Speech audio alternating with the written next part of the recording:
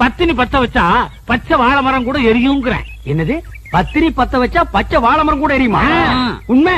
ஆமாண்ணே, பத்தினி பத்த வச்சா பச்சை வாழை மரம் கூட எரியும்ண்ணே. பத்தினி பத்த வச்சா பச்சை வாழை மரமும் எரியும்.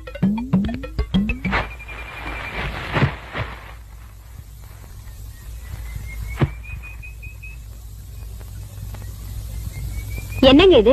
சோறாக்குறதுக்கு விறகு எடுத்துட்டு வர சொன்னா வாழை மரத்தை எடுத்துட்டு வந்திருக்கீங்க. வாழை மரம் விறகு ரெண்டுமே ஒண்ணுதான். இதை எடுத்துட்டு போய் அடுப்பத்த வச்சு சோறு குழம்பெல்லாம் ஆக்கி 1/2 மணி நேரத்துல எனக்கு போடு. என்ன சொல்றீங்க?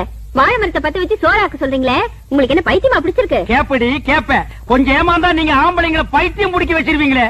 மரியாதை இதை எடுத்துட்டு போய் பத்த வச்சு எரி. எப்படி எரியும்? பத்தினி பத்த வச்சா பச்சை வாழை மரம் கூட எரிய முடியும். அதாண்டி இல்ல. அட போங்க, விறகு ஈரமா இருந்தாலும் எரிய மாட்டேங்குது, வாழை மரம் எரியுதா?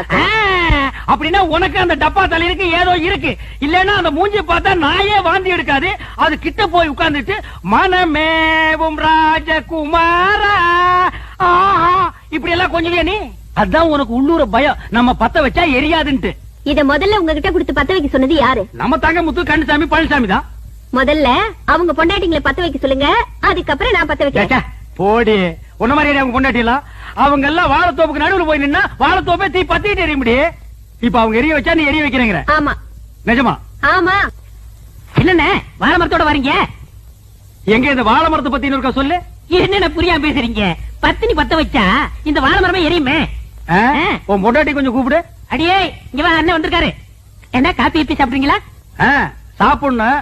இந்த வாழை மரத்தை எடுத்துட்டு போய் உன் சம்சாரத்தை அடுப்பு பத்த வச்சு காப்பிய போட்டு கொண்டு வந்து குடுக்க சொல்லு, நான் குடிச்சிட்டு போறேன். விளையாடுறீங்களா? நீ தானே பத்தினி பத்த வச்சா பச்சை வாழை மரம் எறும் சொன்னே இல்லையா? அண்ணே உங்களை கையெடுத்து கும்பிடுறேன். நானே என் சம்சாரத்தோட மேலோட்டமா குடும்பம் நடத்துறேன். அவளை பத்த வைக்க சொல்லி என் குடும்பத்துல விரிசலை உண்டாக்கிறாதீங்க. என்ன அப்புறம் எதுக்குடா நீங்க சொன்னீங்க? நான் எங்க சொன்னேன்? கந்தசாமி பையல சொன்னா. கந்தசாமியா? அவனுக்கு இருக்குது இன்னைக்கு. போடி உள்ள.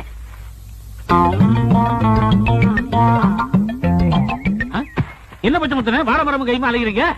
உன் பொண்டாட்டி கூப்பிடு. அண்ணே என் பொண்டாட்டி ரொம்ப அழகா இருப்பா, ஆனா கொஞ்சம் கருப்பு. சமத்தாயி பாடிங்க. என் பொண்டாட்டி வந்துட்டா.